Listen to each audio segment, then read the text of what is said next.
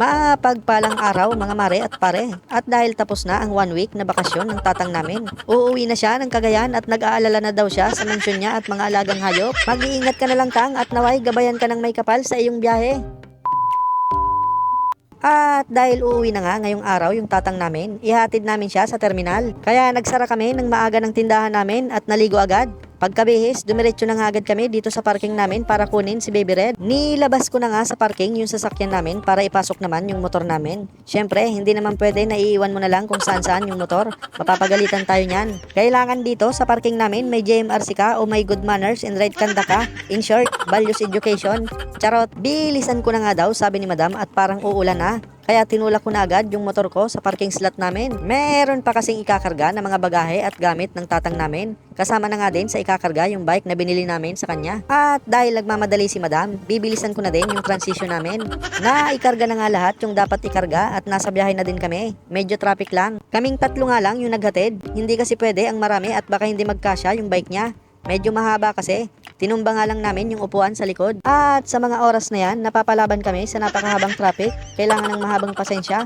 Charot, marami akong baon yan. Hindi nagtagal, nakarating na din kami sa aming paroroonan. Andito na nga kami sa Florida Terminal dito sa Sampaloc. Bumaba na nga agad kami at binaba na rin namin yung mga bagahe. Sakto kasi may paalis na daw maya-maya lang. Tinulungan na nga din kami ng 2 empleyado ng Florida. Shout out sa inyong dalawa, mabuhay kayo hanggat gusto nyo. At sa mga oras na yan, pinag-aaralan nila kung paano ipapasok yung bike. Tinanggal nga lang namin yung 2 gulong para hindi masyadong malaking space yung kakainin. Mga ilang minutong pagkakamada, naikarga na din yung bike. Ikaw nang bahala magkabit ng gulong tanga.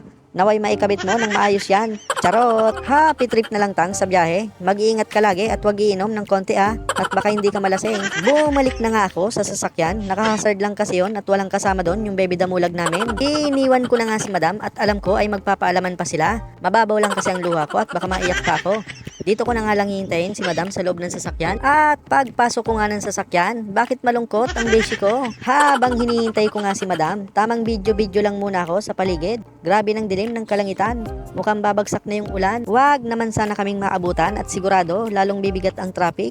Sasabayan pa ng mga mag-uuwian galing sa trabaho. Magsi 6 PM na kasi niyan. Mga ilang minuto na nga akong naghihintay kay Madam, wala pa din. Mukhang napahaba yung paalaman. Kung sa bagay, okay lang naman. Medyo matagal-tagal na naman ulit kasi makakauwi si Tatang ng Malabon. Sanay naman akong naghihintay. Malapit na naman nga akong paghintayin. Charot, humuhugot ka pa ha? At sa mga oras nga na yan, hinihintay ko pumasok ng sasakyan si Madam para mabidyoan ko para sa content na to. Ang kaso, ang tagal niya kaya pinatay ko muna yung video ko. At maya-maya konti nga hindi ko nakita yung pagdating niya kaya hindi ko din nabidyoan yung pagpasok niya. At nagulat na nga lang ako ay may nagbukas na ng pinto. At pagkapasok niya nga ay tinanong ko siya bakit malungkot ang beshi ko. Charot, tinanong ko nga din si Madam kung okay na at alis na kami. Maya-maya daw, hihintayin nga sana namin na umalis yung bus. Kaso, baka abutan kami ng malakas na ulan, kaya umuwi na din kami. Oh, paano mga mare at pare? Biyahe muna kami.